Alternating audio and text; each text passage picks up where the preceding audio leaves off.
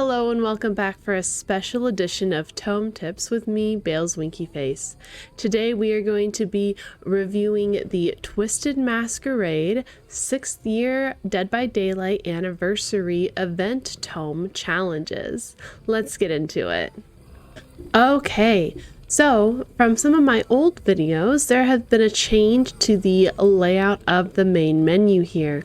Instead of having the different menu selections at the bottom horizontally, they are now on the left-hand side of the screen in a vertical line. So in order to review the Twisted Masquerade event tome, you will still go to the archives, select right here.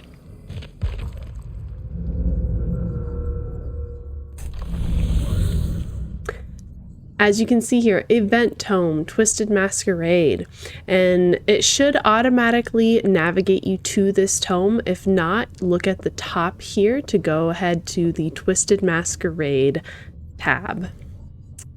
Now there are actually two different tracks of Event Tome challenges. The one along the top are community challenges, and the one along the bottom are the personal event tome with the items that you can earn through it. There are going to be 2 pages or 2 levels of this event tome, and at the time of this recording, the second level is going to be released in 3 days. Let's first review the community challenges that are listed along the top here. As with the other tome pages, there is a prologue, which is where you start and you do several challenges to then get to the epilogue. At this point, it is not sure if there are going to be another set of community challenges released with level 2 of this event tome. That has not been announced as of yet. So the first community challenge here is Destroy or Rebuild Challenge. Complete a total of 10 million of the following as survivor or killer. Succeed at generator skill checks or break generators. So as a survivor, you would need to succeed at generator skill checks, and as killer, you need to break generators. Now, one thing with these community challenges is that even if the global progression has been filled, you will still need to complete the personal contribution in order to receive the rift fragments and blood points from this challenge. As you can see, I have already completed my personal contribution of 40 to the 10 million. Next one, Community Cat or Mouse Challenge. Complete a total of 50 million seconds of the following as survivor or killer. Be chased by the killer or chase survivors. Personal contribution for this one is 180 seconds. This will be most easily completed on the killer role, but if you're a survivor main, you can most likely complete this within a few matches. Again, this one, you have to complete your personal contribution in order to receive the reward from this challenge. Glittering Mask. So this is the first cosmetic reward that we received from the community challenge, and it is the head/body piece for the newest killer, the Dredge. As you can see here, it's quite creepy looking. Community Drop or Chop Challenge. Complete a total of 1,800,000 of the following as survivor or killer. Drop pallets while being chased by the killer as a survivor, or break pallets as the killer. As you can see on this one, the global progression community has already met this, but I have not yet completed my personal contribution for this, so I have not received the rewards for this challenge yet. If you are playing Survivor, I recommend bringing Windows of Opportunity so you can see where pallets are still up and you can use those loops in order to drop the pallet while in chase. And as killer, you can bring Brutal Strength or Dissolution, which that would help with breaking the pallets faster. Brutal Strength allows you to break the pallet faster. Dissolution is a teachable from the Dredge, which whenever you injure a survivor, after 3 seconds, Dissolution becomes active, and any survivor who fast vaults a pallet within your terror radius for the next several seconds, it will automatically break. Community, Salvation or Sacrifice Challenge. Complete a total of 2,750,000 of the following as survivor or killer. Safely unhook survivors as a survivor, or hook survivors as killer. These are things that you will need to be doing as your regular gameplay. If you are attempting this challenge while playing Survivor, you do need to make sure that it is a safe unhook. So I recommend bringing the perk Borrowed Time, which is a teachable from Bill Overbeck. This gives the unhooked survivor kind of an immunity effect for 12 seconds, where even if they are hit by the killer, they are in the endurance state, so they only go into mending rather than actually being downed, which almost guarantees a safe unhook. And then the final cosmetic reward for the community challenge is the Twisted Tunic, which is a torso piece for the newest survivor, Hattie. At this point, we have not yet reached this as a community, so I'm not able to show it up close right now, but hopefully we will get there soon. After that, you reach the epilogue for the community challenges. Like I said before, we are not sure if there are going to be another track of community challenges with the release of the second page for this event tome. Now, for the personal event tome, as always, there are both killer and survivor challenges. And in order to go from the prologue here to the epilogue here, you can do that by playing as either killer or survivor. I've done each of the challenges so that we can talk about them now. Putting up the decorations. Killer challenge. Hook 4 survivors on anniversary hooks. Now, as you're playing killer, this is pretty standard. Fortunately for us, all hooks within the matches during this event are anniversary hooks. So you do not need to worry too much about which hooks can do it and which hooks cannot. And you can complete this within one match. It doesn't have to be 4 different survivors, so it can be multiple hooks on the same survivor even. A minor inconvenience. Hit a survivor 3 times within 30 seconds of being stunned by any means. So what I ended up doing for this challenge is running a perk combination of Enduring, Spirit Fury, Brutal Strength.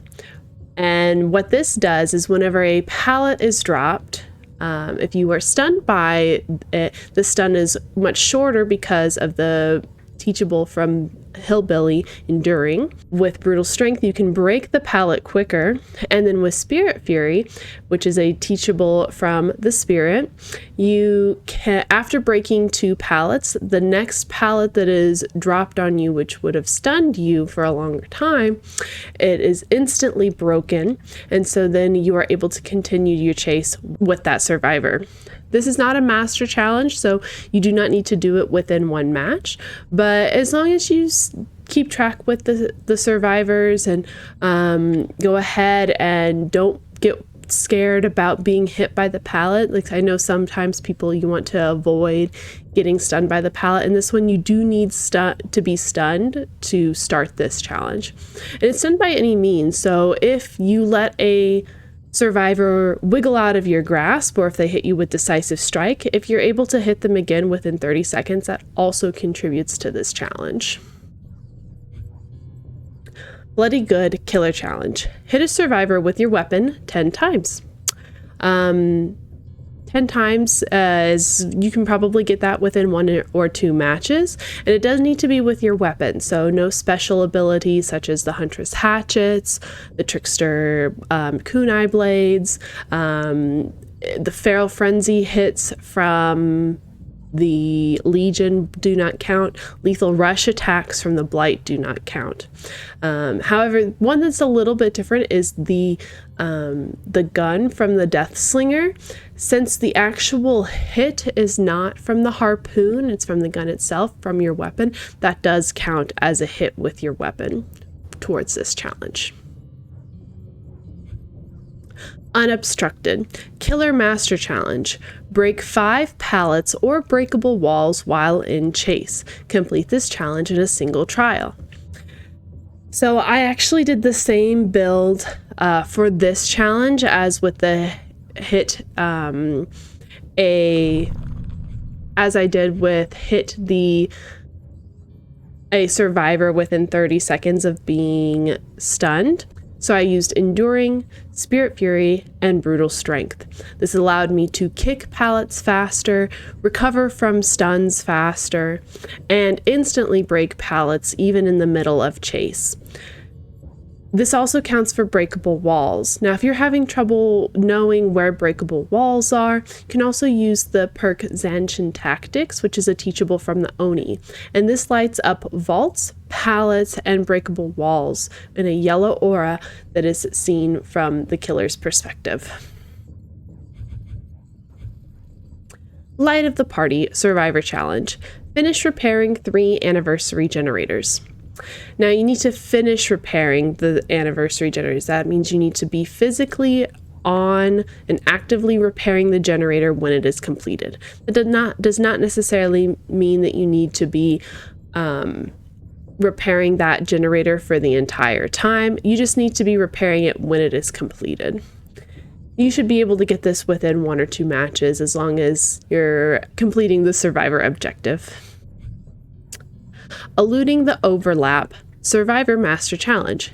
Escape 1 trial as Hattie Cower. Complete this challenge in a single trial.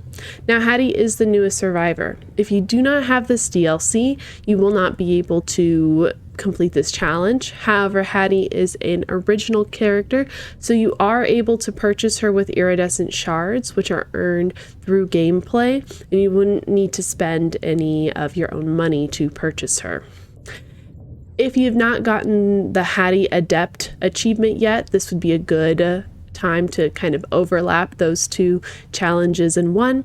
Otherwise, just use good perks on her, maybe bring a med kit to help you heal yourself, anything that'll help you get through the challenge and hopefully escape.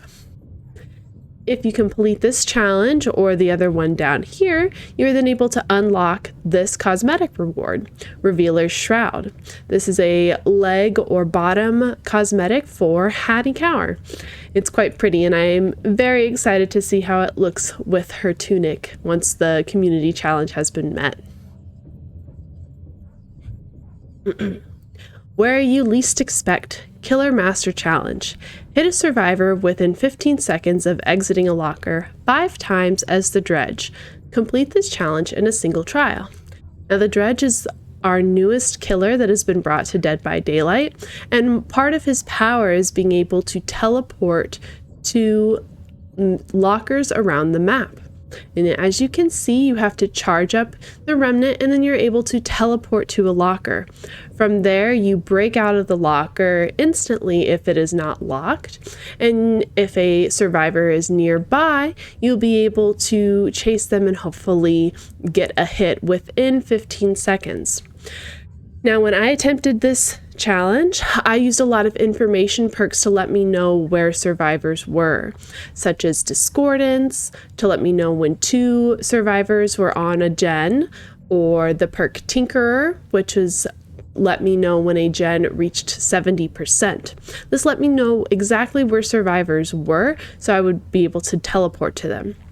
I had not unlocked the perk Barbecue and Chili, which is a teachable from the Cannibal yet on the Dredge when I attempted this, but this would be another good perk because it shows the aura of survivors outside of a 32-meter range after you hook another survivor, and you can hopefully see where they are and be able to teleport to a locker that's nearby.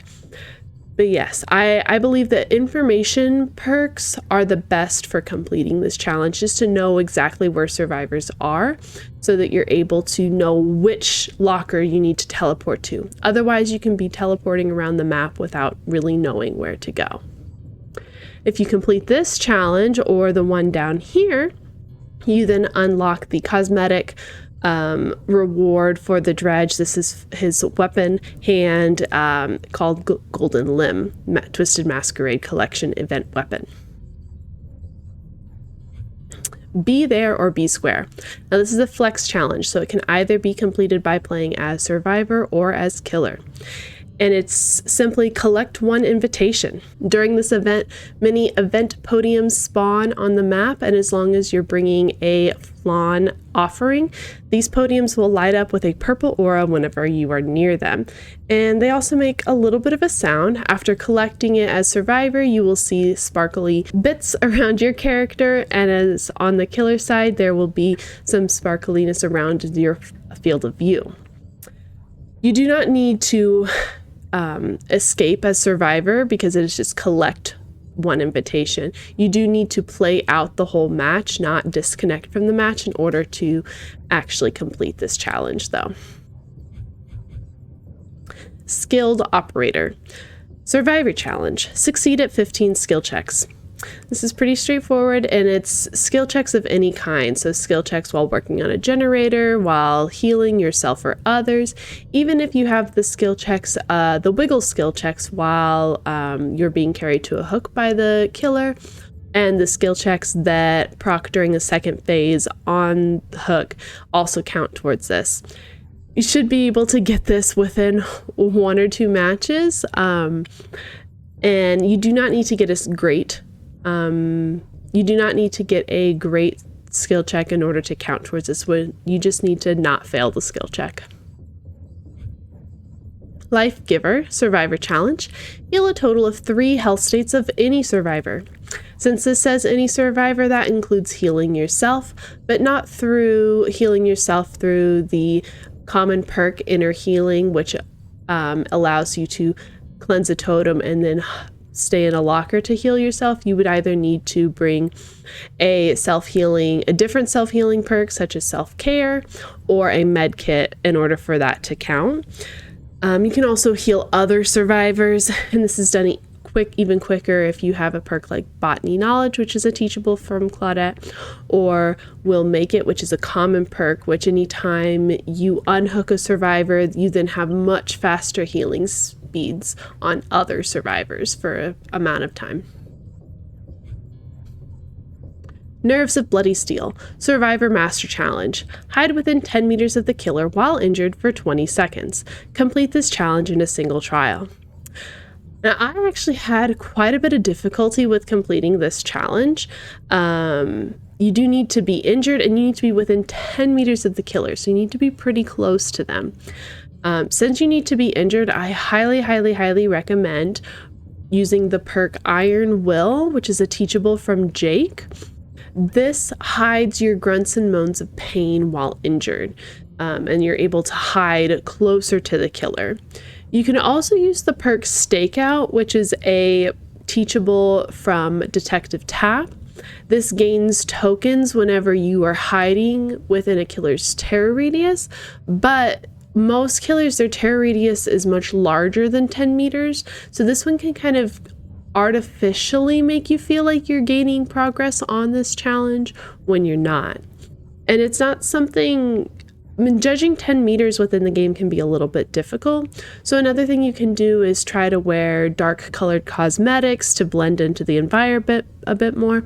But I definitely think that the perk that gives you the most advantage for this challenge is using Iron Will. Almost Made It Survivor Challenge. Go from healthy to injured when vaulting a window or a pallet while in a chase 4 times. Now, they've never done a challenge quite like this one before, but basically, while you are healthy and are in chase with a killer, you need to go from healthy to injured. Unfortunately, if it's a killer that instant downs, such as the cannibal, if you're going from healthy to downed or the dying state, that whenever going over a vault, that doesn't count. So you do need to stay healthy and then purposely get hit while in the vaulting action. It's most easily to get hit while in the vaulting action if you slow vault or medium vault. If you are hitting a fast vault, it is much more difficult for the killer to hit you, which would typically be a good thing. But if you're wanting progress on this challenge, you kind of want to get hit, which is a very different goal than what you would normally want with these types of challenges. However, if you're like me, something like this happens anyway. Either you misjudge your distance or you just kind of get unlucky and you need to get hit. You take a hit while making a vault. So yeah, that concludes the level 1 or page 1 of the event Tome Twisted Masquerade. Thank you so much for watching this video. I hope you enjoyed it and learned a thing or two. And good luck out there with completing these event tome challenges. I hope to see you in the fog. If you enjoy this content, please feel free to like and subscribe or even leave a comment. And if you'd like to catch me for a live stream, I do stream at twitch.tv/BalesWinkyface. Thank you so much and have a wonderful day. Bye.